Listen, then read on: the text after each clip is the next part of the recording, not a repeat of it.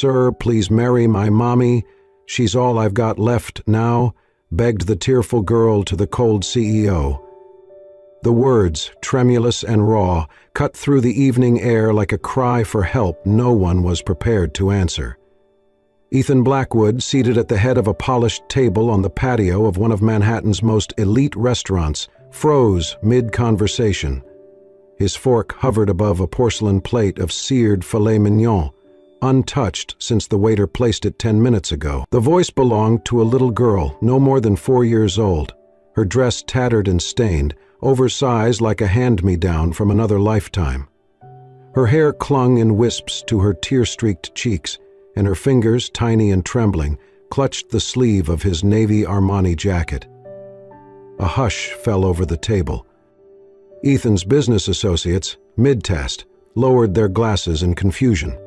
Chairs creaked softly as heads turned toward the child now standing beside one of the wealthiest men in New York like she had every right to be there. Her brown eyes, wide with fear and hope, locked onto his with a vulnerability that struck deeper than any financial loss or boardroom betrayal ever had. Ethan blinked. "What did you say?" His voice was quiet, almost uncertain. The girl's bottom lip trembled. "Please marry my mommy. She's really sick. We don't have anyone else. And you look like a nice man." A flurry of movement stirred nearby as a woman, young but visibly worn, pale beneath the streetlight, her long blonde hair in disarray, hurried toward them, limping slightly. She wore a faded coat over a simple cotton dress, her breathing labored from running. "Lily," she gasped, her voice breathless. "Baby! No!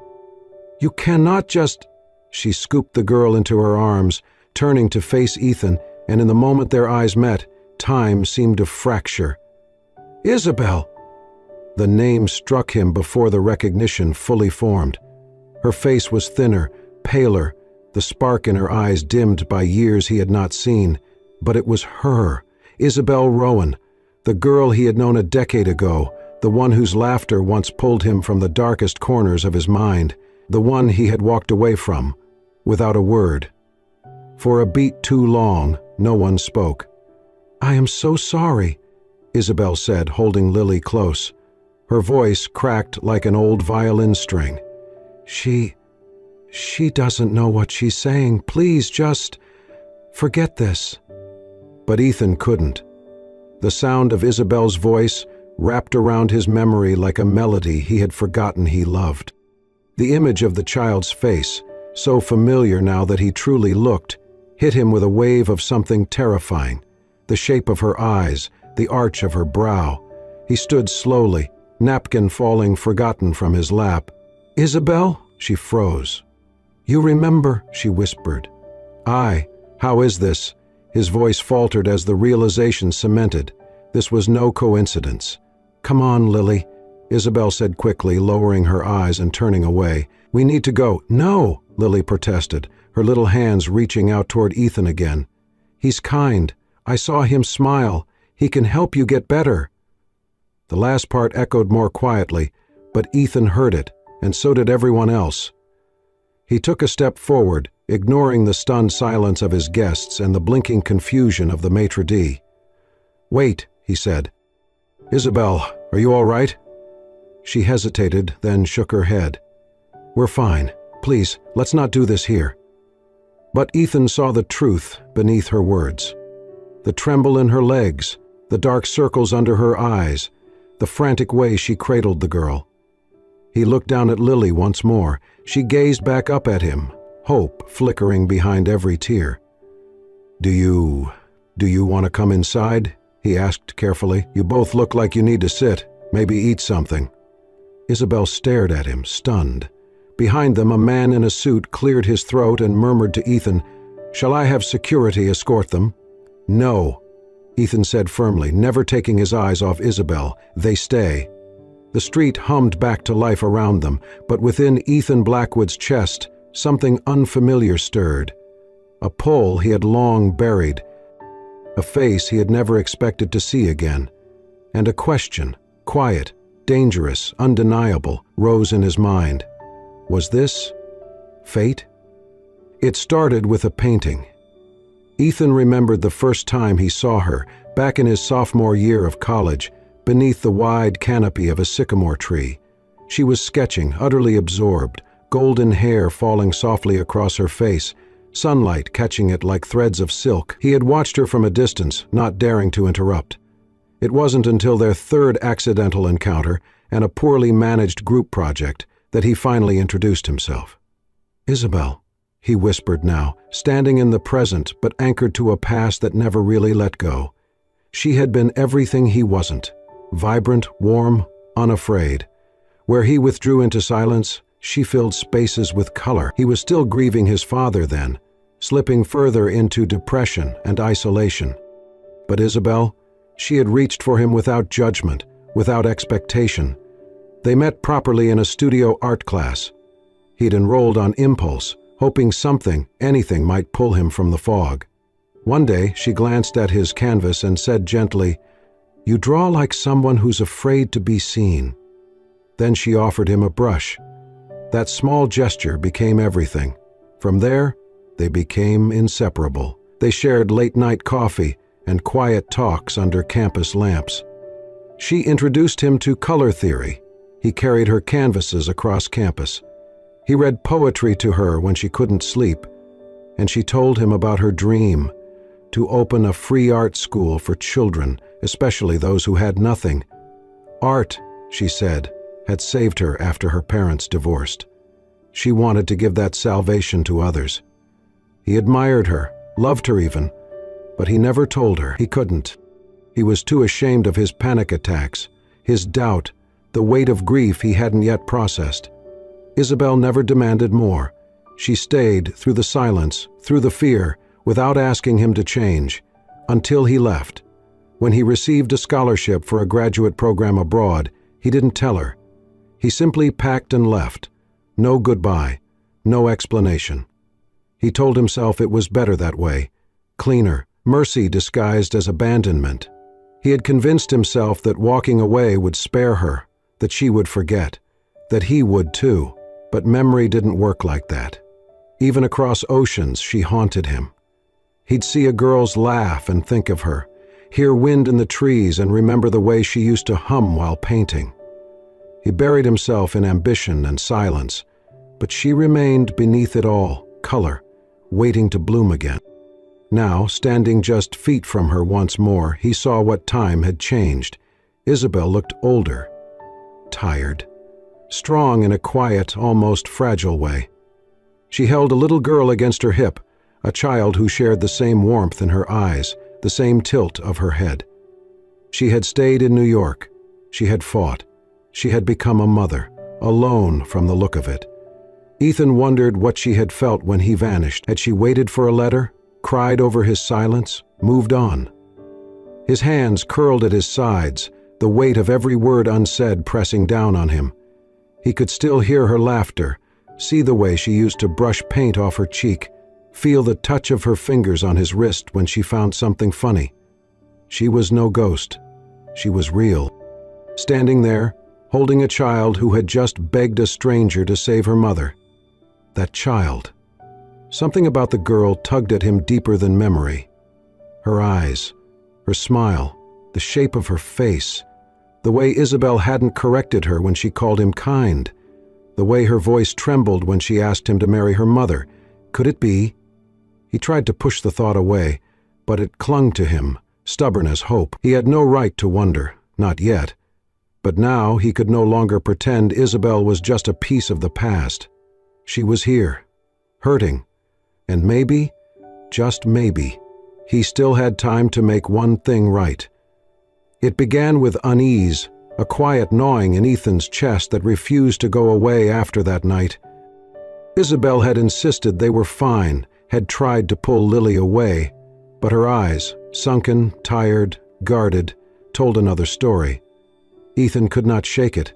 Something was wrong, deeply wrong. He made a single phone call, one that broke every boundary of personal and professional protocol. Within hours, he had her full name, address, and medical history placed on his desk. He told himself it was out of concern, that he was just trying to help. But the moment he saw the bold letters at the top of the file, congestive heart failure, degenerative valve disease, uninsured, his hands clenched into fists. She was dying, living alone with a child, taking odd jobs, skipping appointments. Her condition was worsening rapidly. A transplant was her only hope, but the waitlist was long and her eligibility unstable without consistent care or insurance. She had not even been to a cardiologist in 3 months. Ethan stood in the middle of his office, file trembling in his grip. The woman who had once been his entire universe was quietly fading out of hers, and she had said nothing. His next move was impulsive. He drove to the small apartment she shared with Lily, a narrow walk-up with peeling paint and rusted mailboxes.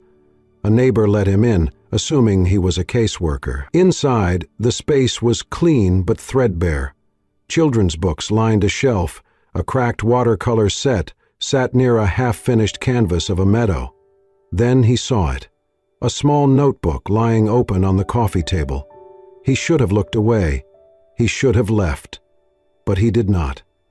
The pages were filled with soft sketches, Lily's tiny hands, the curve of her cheek, the silhouette of a man standing in the distance. And words, pages of them, not for anyone, just poured out like a confession to no one. And there, halfway down one page, the sentence that broke him.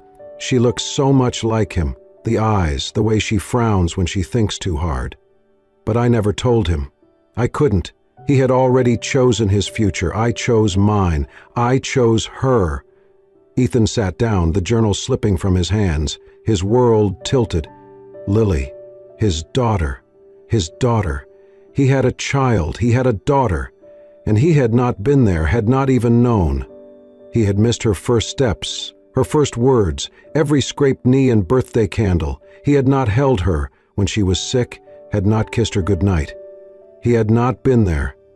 And Isabel, she had kept it to herself. Not out of malice, but out of quiet pride and deep pain. She had carried that weight alone because he had walked away, not just from her, but from the life they might have had. His throat closed. His chest ached, not from guilt alone, but from the sudden, overwhelming love that surged through him. For a little girl with 2 big eyes and a trembling voice. For the woman who had given everything to protect her. Tears filled his eyes. Not since his father's funeral had he cried like this. Not since the day he buried his ability to feel in exchange for ambition. But now, the dam broke, and in the silence of that small apartment, Ethan Blackwood wept. For the years lost, for the truth buried, for the 2 lives he had never meant to abandon, and for the fragile hope that maybe, just maybe, it was not too late to return. Ethan found her just as the sun began to dip behind the city skyline, casting long shadows over the park near their old university. Isabel sat on a bench, Lily beside her, cradling a worn sketchbook in her lap. The same sketchbook she used in college, he realized. The cover now frayed, the corners bent, pages likely filled with years of stories told in color. He had rehearsed this moment over and over on the drive there, what to say, how to say it. But now, standing just feet away, he felt every word fail him. Isabel looked up as if sensing him before she saw him. Her expression did not shift, not anger, not surprise, just a quiet steel in her eyes that braced for whatever storm he brought. "I need to talk to you," he said softly. She glanced at Lily, who was engrossed in drawing something on the page, a house, maybe, or a son with arms. "Walk with me," she replied without looking up, rising slowly. They strolled in silence for a stretch, the air between them thick with everything unsaid. Finally, Ethan exhaled. "I know," he said. Her step slowed. "Know what?" He met her eyes. "That Lily is mine." A pause, just a breath, and then she looked away. "I found your journal," he added gently. "I read what you wrote. I'm sorry. I had no right. But I know now." Isabel stopped walking. "You had no right," she agreed, her voice cool but calm. "But I figured you would find out eventually." He nodded, swallowing hard. I want to be there. For her. For both of you." She turned to face him, arms crossed against her chest. "Now? After all these years?" "I did not know," he said. "If I had—" "You would have what?" Her voice sharpened, eyes blazing. "Chosen differently? Stayed? Written? You were gone, Ethan. No phone call, no letter, just silence." "I was young," he said, ashamed, scared. "I thought I was doing the right thing, that walking away would hurt you less." "It didn't," she replied, her voice tight. "It just hurt differently." He stepped closer. "I cannot change the past, Isabel, but I can try to make it right now." She shook her head. "You think right is just showing up with good intentions and money?" Her laugh was short and bitter. "You left me to raise a child alone, scared and broke. I built our life one scraped knee and sleepless night at a time. And I did it without asking for anything." He looked down, ashamed. But she was not done. "Do you think I would have kept her from you out of spite?" she said. "I was terrified. Of being rejected. Of asking for help and getting pity instead. I chose to protect her. I chose to be her mother, fully, unconditionally. I want to be her father," he whispered. "You do not get to want that now," she snapped. "She is not a want. She is a person. A child. With a heart and dreams and memories that do not include you." His throat closed. "I'm not saying no," Isabel continued, voice gentler now. "But I am saying this. If you want to be part of her life, it is not just about love. It is about staying. Every scraped knee, every stomach flu, every birthday party, every art show. If you cannot promise you will be there through all of it, then do not start."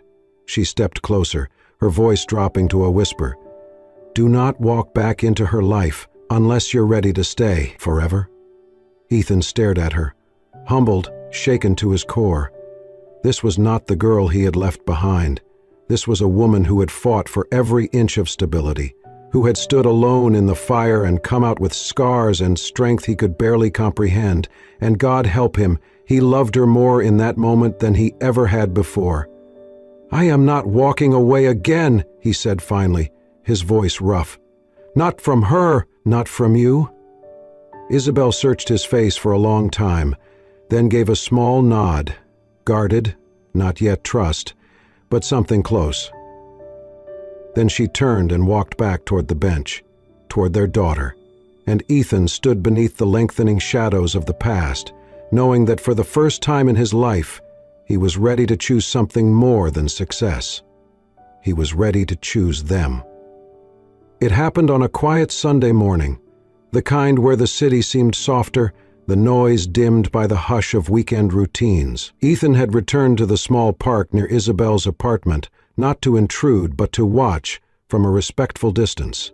He had been doing it often lately, checking in without being seen, as if afraid that stepping too close might shatter whatever fragile bridge he had begun to rebuild. That morning, he spotted Lily kneeling near a patch of bushes, holding something carefully in her arms. A scruffy gray cat, tail twitching, eyes half closed in trust. Lily spoke softly, running her fingers through its matted fur. Ethan edged closer, remaining behind the low hedge, just enough to hear. "It's okay, Mr. Ethan," she whispered. "Mommy says you were kind. Once, maybe you still are." Ethan's breath caught. "Mr. Ethan?" He stayed there, hidden, heart pounding, as Lily continued petting the cat. "She talks about you sometimes in her sleep. I know she misses you, even if she won't say it when she's awake." Ethan's chest tightened. The innocence of it. The trust. The truth that slipped from a child's lips more freely than from any adult's heart. Later that evening he made a decision. He would not force his way in, but he could still help, quietly, consistently. He began with small things. A week's worth of groceries appeared at their door, no note, no explanation. Isabel asked around, but the neighbors knew nothing. Then a prepaid envelope arrived at the clinic's billing office, marked anonymously, covering Isabel's overdue fees in full. She tried to return the money through the front desk, but there was no account to trace. She grew suspicious but never said anything to Lily. Meanwhile, Ethan made excuses to spend time at the park where Lily often played. He watched from afar, sometimes close enough for small exchanges. One afternoon, Lily struggled with a tiny, wobbly bicycle. Isabel was on the bench, pale and clearly exhausted. Ethan, passing by, saw the moment Lily fell, just a little tumble, but enough to scrape her knee and bring tears. Before Isabel could rise, Ethan was already beside the girl, crouching down with instinctive care. "You okay, kiddo?" he asked, offering his hand. Lily looked up, blinking through tears. Then she nodded and took his hand. "You want to try again?" he asked gently. "I can help. I used to be terrible at bikes too." She sniffled. "You did?" "The worst," he said, smiling.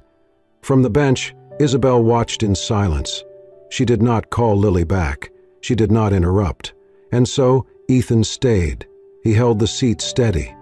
He held the seat steady as Lily pushed forward, wobbling, then balancing, then finally flying on her own. She turned back, laughing, and Ethan felt something shift inside him. Not just pride, not just joy, connection. By the time they returned to the bench, Isabel was watching with unreadable eyes. "Thank you," she said softly. He nodded. "She's amazing." "She is," he hesitated. "You look tired." "I am," she admitted, "but I manage." He wanted to say more, wanted to take away every burden, but he held back. Later that night, he left a new helmet and a bottle of pediatric vitamins on their doorstep, along with a note in childlike handwriting that read, "For the best little bike rider in town." He signed it simply, "A friend." Ethan had once believed love was about grand gestures, but now he understood. It lived in the quiet things. In a held hand, a scraped knee cleaned with care, a bag of groceries, a steady voice saying, "Try again." And though Isabel's words remained guarded, though her eyes still held caution, her silence toward his quiet presence had shifted. She let him help. And that, he knew, was the first step toward forgiveness. It happened without warning. One moment Isabel was walking home from her shift at the bakery, paper bag in hand, cheeks flushed from the summer heat, and the next, her vision tilted. The sidewalk spun. Her chest tightened. Then the world went dark. By the time the ambulance arrived, she had collapsed completely. Someone had found Lily's emergency contact information in her bag, an unregistered number scribbled in careful handwriting. Ethan Blackwood. The paramedics called it with hesitation, unsure if a man like that would even answer. He did, and 20 minutes later, Ethan was sprinting into the ER of St. Luke's Hospital, breathless and pale. "Where is she?" he demanded. "Isabel Rowan. She was brought in." The nurse at the desk hesitated. "Are you family?" "Yes," he said without blinking. "I'm the only one she has." They let him through. Isabel lay unconscious, hooked up to monitors that beeped steadily, a pale contrast to her usually radiant face. The doctor pulled him aside with a grave look. "Her heart's failing faster than we anticipated. She needs emergency surgery. She's a candidate for a donor heart. We have a match available, but we need immediate consent and financial authorization." Ethan signed the papers before the doctor could finish the sentence. He paid the full amount up front, no questions asked. Lily arrived an hour later, escorted by a kind neighbor. She burst into tears when she saw her mother through the glass, clinging to Ethan without hesitation. "Is she gonna die?" she asked, voice small and cracking. "No," Ethan said, kneeling to her level. "She's going to be okay, I promise. The doctors are going to help her." "But she needs someone to be there," Lily sniffled. "She gets scared when she's alone." Ethan lifted her into his arms. "She's not alone, sweetheart. Not anymore." The night stretched long and slow. Ethan sat beside Isabel's hospital bed for hours, his suit jacket folded over the chair, tie gone, sleeves rolled up. He never left the room unless it was to check on Lily, who curled up in the cot provided by the staff, holding tightly to a stuffed elephant Ethan had bought from the gift shop. He read to her from a book they found in the waiting area, some silly story about a bear who lost his hat and went on a wild adventure to find it. His voice was calm, steady, full of warmth he did not know he had.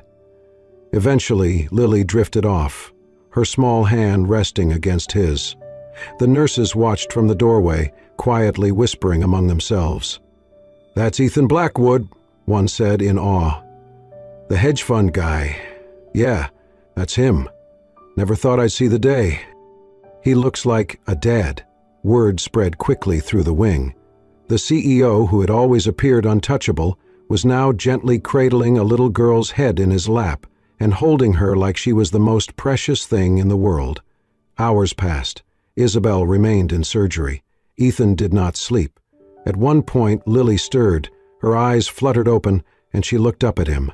Her voice was soft, drowsy. "Mr. Ethan?" she whispered.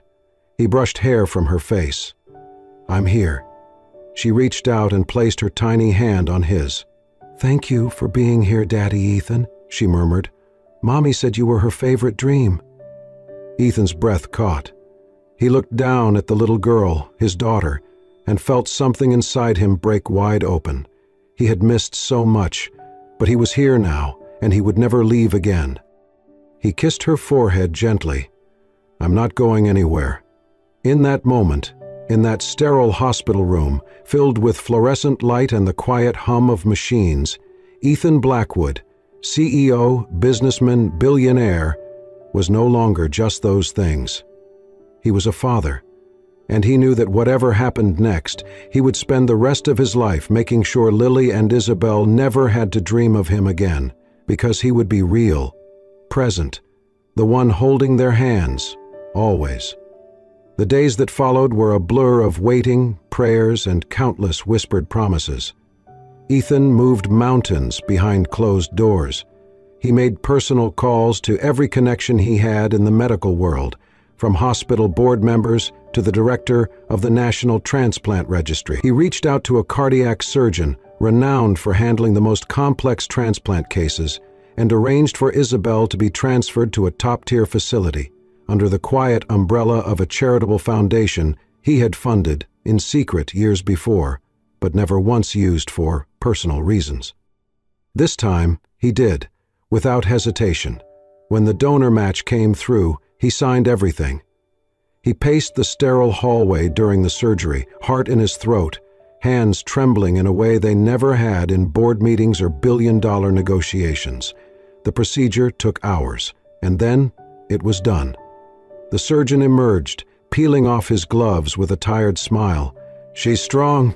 The transplant was a success. Ethan closed his eyes and exhaled, a quiet sob escaping his lips. 2 days later, Isabel opened her eyes. The light overhead was soft. Her body felt foreign, heavy but alive. For the first time in months, she could breathe deeply without pain. Color had returned to her cheeks, and warmth spread through her fingertips like sunrise breaking across her skin. Her gaze drifted to the figure slumped in a chair beside her bed, Ethan. His hair was a mess, his shirt wrinkled, his face unshaven, but he was there, head resting against her arm, holding her hand like a lifeline. "Ethan?" she croaked. He jerked awake, blinking fast, then smiled with a look she had never seen before, raw relief, unfiltered love. "You're okay," he breathed. She nodded, still groggy. "The surgery?" "Perfect," he said. "You're going to be okay." She looked at him, really looked, and saw everything. The weariness, the fear, the tears that had clearly been shed while she was unconscious, and she realized he had not left her side. Slowly, Ethan stood, still holding her hand.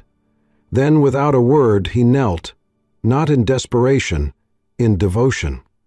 "Isabel," he said quietly, voice thick with emotion, "you are the only person who's ever made me want to be more than what I was.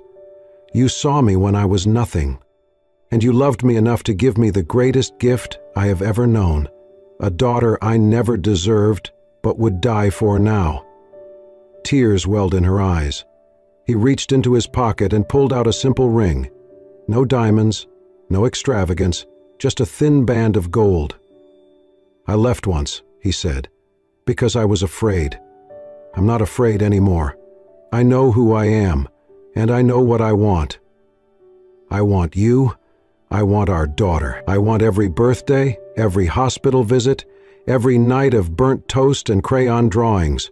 I want a life with you." He looked up, his hand trembling slightly. "Please, let me choose you this time. Let me love you. Forever." Isabel could barely speak. Her chest swelled, not from pain, but from something infinitely greater. Her heart, her new heart, beat stronger than ever. She nodded, tears slipping down her cheeks. "Yes," she whispered. "Yes." And just like that, Lily burst through the door, having slipped past the nurses, her little legs racing to the bedside. "Are you okay, Mommy?" she asked, breathless. Isabel opened her arms and Lily climbed in. Then Lily looked at Ethan and grinned. "I knew you were her happy ending," she said proudly, snuggling between them. Ethan kissed her forehead. "No," he said softly. "She's mine." The garden was nothing grand, just a small patch of earth behind Isabel's favorite community art center, surrounded by climbing roses and ivy-covered trellises. But under the golden glow of late afternoon sun, it looked like a scene out of a storybook. Chairs were lined neatly in 2 rows, white linen fluttering gently in the breeze. Wildflowers dotted the aisle, hand-picked by Lily and arranged in colorful bunches inside jam jars. There was no orchestra, no chandelier, no marble pillars, only soft laughter, teary smiles, and a feeling of something sacred in the air. Isabel stood beneath a wooden arch, wrapped in white ribbon, her golden hair cascading over her shoulders, now healthy and full of life. The pale skin that once betrayed her illness now glowed with a natural blush. Her eyes sparkled as she adjusted the delicate lace on her simple cream-colored gown. She had never looked more radiant. Ethan stood across from her, dressed not in a tuxedo, but in a soft gray suit that brought out the depth in his eyes.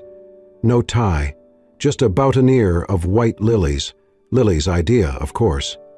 He looked at Isabel like a man who had found the center of his world and had no intention of ever letting it slip away again. And between them stood Lily, barefoot in a flower girl dress that twirled when she spun, holding a small basket of petals she had scattered with wild delight on the walk down the aisle. Her cheeks were rosy, her grin wider than the sky. The ceremony was short, intimate. Every word spoken was rooted in truth, in pain overcome and love reclaimed. The vows were handwritten. Ethan's voice shook slightly as he read his. "You were always the light, Isabel. Even when I chose darkness, you taught me what love looks like when it stays. And now I promise to stay, to protect, to build a life with you and Lily that honors every moment we almost lost." Isabel's voice was soft but steady as she responded. "You gave me a second chance, at life, at love, at family. I choose you. Today, tomorrow, always." When the minister pronounced them husband and wife, Lily clapped the loudest, then leapt into their arms before they could even kiss. The crowd erupted in laughter. The reception was held in the same garden, under strings of lights Ethan had helped hang the night before. There was no catering service, just homemade dishes from Isabel's friends, fresh lemonade, and a small 2-tier cake decorated with painted frosting lilies, courtesy of Lily's eager fingers. During the toast, Ethan knelt beside Lily at their table. The music had faded, replaced by the soft hum of conversation and birdsong. He took her small hand in his. "You know something, sweetheart," he said quietly. "You're the reason I came back. You're the reason I found Mommy again." Lily beamed. "Because I asked you to marry her?" Ethan chuckled. "Then because you reminded me who I used to be, who I want to be. You're brave, just like her. And now we're a family." Lily looked down, as if weighing his words. Then she smiled again, this time with a sweetness far beyond her years. "Thank you for choosing Mommy again." Ethan paused, then leaned closer, brushing a kiss to her temple. "No," he said, "Mommy chose me, and now I'll never let her go." At that moment, Isabel joined them, wrapping her arms around both. The 3 of them stood together, no longer broken pieces trying to fit, but whole, complete, and as the stars blinked to life above, their little family danced under the lights. Isabel's laughter like wind chimes, Lily spinning in circles, and Ethan watching them both like the luckiest man in the world. Love, once lost, had returned, and this time it would never leave. And so, in a quiet garden filled with laughter, wildflowers, and second chances, love found its way home. A man who once walked away finally chose to stay. A woman who carried everything on her own finally let herself be held. And a little girl who believed in fairy tales helped turn heartbreak into a happily ever after. Sometimes, it takes the innocence of a child to remind us what really matters. Not wealth, not power, but love, presence, and the courage to say, "This time, I'm staying." If this story touched your heart, we invite you to be part of more journeys like this. Real stories, imagined with care, meant to heal, to inspire, and to stir your soul. Subscribe now to Soul Stirring Stories, where every tale reminds us that love is never too late and that hope is always worth holding on to. Until next time, keep believing in the magic of compassion.